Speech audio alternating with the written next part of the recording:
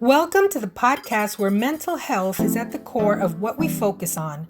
We strive to develop people like you to maximize who you are and what you've been called to do by sharing tools and resources for better brain health. And now here's your host, Juan Garcia. Hey everybody, welcome back to the podcast. We have been discussing dysfunctional family rules, and they have been within the family of origin context, meaning whatever family you grew up with, whether it was your birth family, foster family, adoptive family, grandma, uncle, auntie, whoever it was, whatever adult was a guardian over your life as you were growing up, since you were a baby, little, however that was. If you're in a blended family, these are rules that we were taught indirectly. These were rules that we were taught as to how to be in this world and in this life without really being taught that these were rules. This is why this topic is so important, because we learn these rules without being in a classroom. We learn these rules because the people that we trusted as adults, our parents, so forth and so on, they told us these things indirectly, sometimes directly, and we took them for what they were. And this developed into who we are. This affected our process, our development emotionally, mentally, and we now as adults can look back and see them and say, well, our parents probably didn't know better. And because they didn't know better, they couldn't do better. At least that's the way I'm reflecting on this. That is my hope for you as you listen to these rules. Today we are up to rule number 5. And as I have said before, there are 9 that we are covering during this series. And we've already covered 4. And today is rule number 5. And the reason why I want to preface why we're doing this and what does it mean is because there are people that may be listening to this and thinking, well, who determined these rules?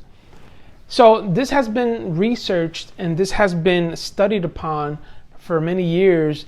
And there's a psychologist, there was a psychologist by the name of Robert Subby, who did some research with another psychologist, Friedel, and they discovered that these 9 specific dysfunctional rules have been really the focus of a lot of the dysfunction that we've grown up with, or codependency traits that we've been able to learn, process.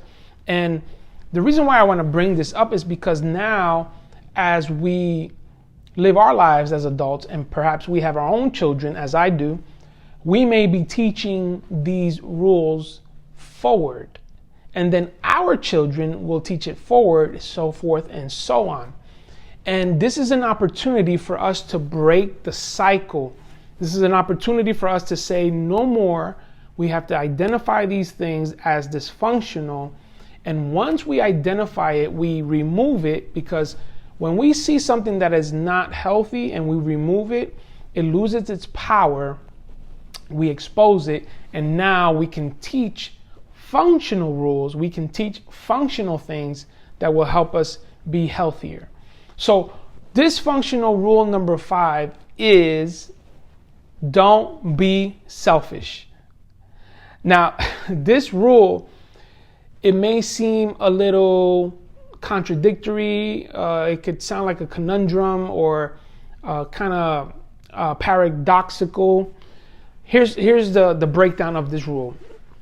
When we were taught don't be selfish in different ways, the premise behind it is you are not allowed to put yourself first.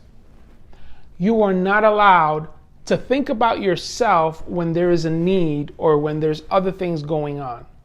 So, for example, you have a football game, you have football practice, you have a prom, again, we're going back to the family of origin when you were growing up. So bear with me as I go back and forth as to when these rules were introduced to us and how we can navigate getting rid of the mindset and the mentality that this brought up. So playing football, let's just say, I'll use myself as an example. This is not a true story. It's just an example so that I can use myself. Have football practice. Practice is over by 7 p.m., but have to be somewhere by 7:30. By the time practice is over, getting to that place, I'm going to be late. And so that ability for me to be there is no longer there. So I am penalized because I want to play football, and it's part of my development. It's part of who I am. I'm going to try to go to college and play football. So now the rest of the family frowns upon the fact that I'm playing football because it made me miss another thing that I had to go to, right? Whether it was significant or not, that's not the point. The point is I have a commitment, and now there's another commitment that I am kind of forced to be at because I'm a minor. I'm still a kid. I'm in high school.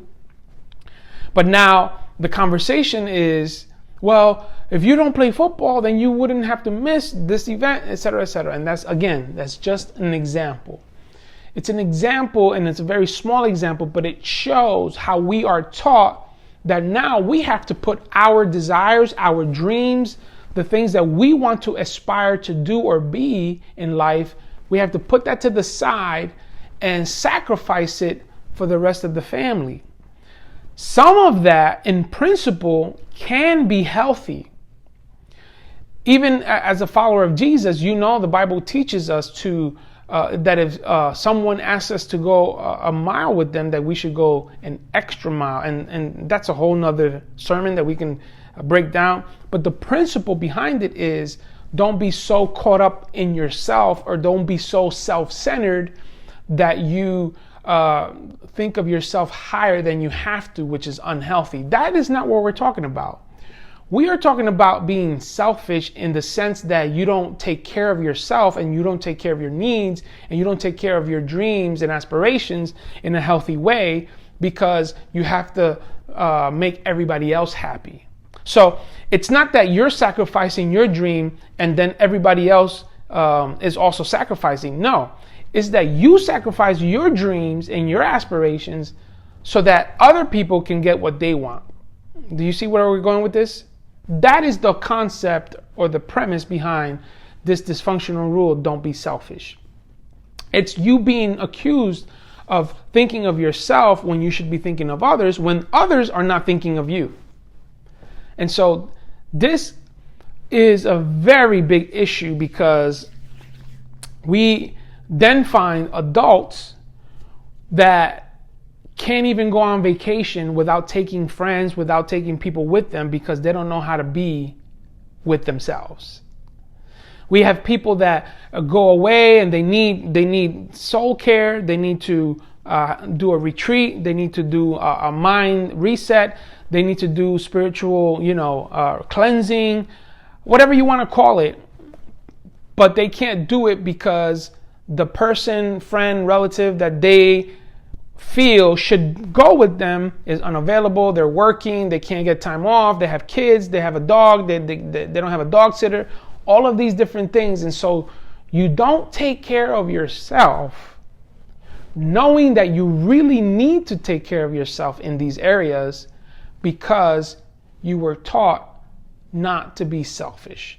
And if you go by yourself, you feel guilty because you're going by yourself. You don't set up a massage. You don't set up to get your nails done if you do that, or a pedi.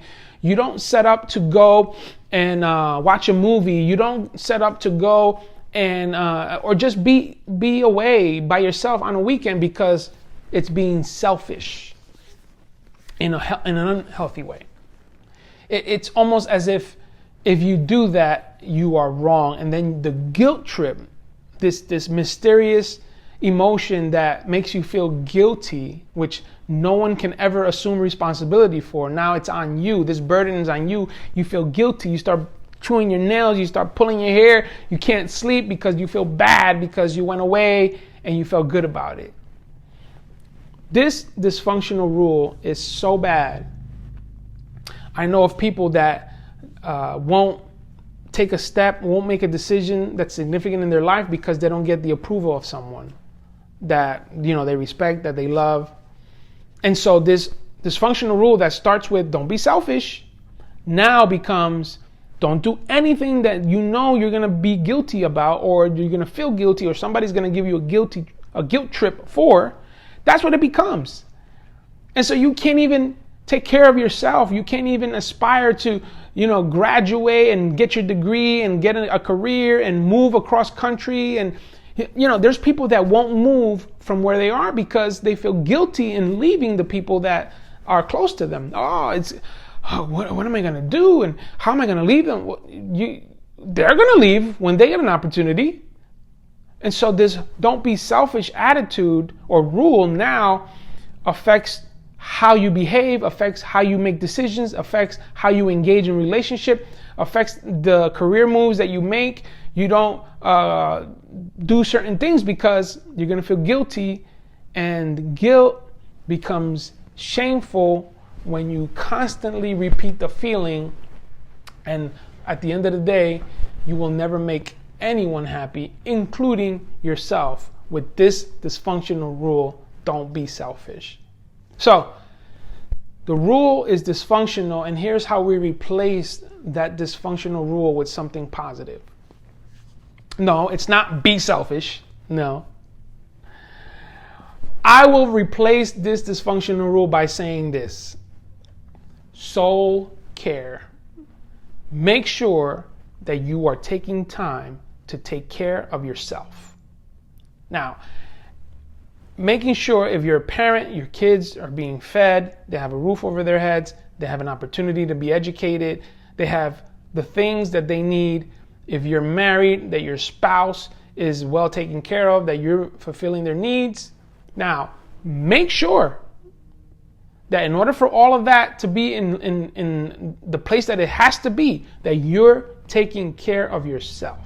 If you don't take care of yourself, none of it matters, because it's all going to fall apart. Eventually, it's all going to fall apart. You need to take care of yourself. When you do that, everything else can flow. Everything else can work. Why? Because you're taking care of yourself.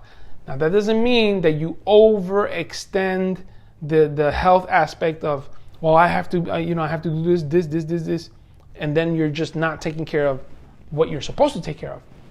But what it means is that you're taking care of yourself in a healthy way. You're balanced. You're making sure that life is balanced for you, and that you're not living out this dysfunctional rule of not being selfish because you don't want people to make you feel guilty. So I hope that's been helpful to you. Again, there's a few more left, so stay tuned. If you have not subscribed, subscribe, like, comment, share. See if you can connect with some friends, family that can relate to this dysfunctional rule, that they were always either put on the back burner or put on the side or put on hold because they were not allowed to think about themselves, and they had a sacrifice for everybody and nobody sacrificed for them. If that's you, I would love to hear if you're comfortable with that. And if not, just share this video with somebody, tag them on your social media platforms so that we are all aware of how dysfunctional this rule is, and we can break the cycle so that generations to come are not dealing with this dysfunctional rule. Thank you so much for tuning in. I will see you on the next episode. Thank you for tuning into our podcast. For more information, visit our website at juangarciaenterprises.com. Our host, Juan Garcia, is available for speaking, coaching, and one-on-one counseling. You can email us at info@juangarciaenterprises.com. Until next time, remember, we only have one mind, so mind yours.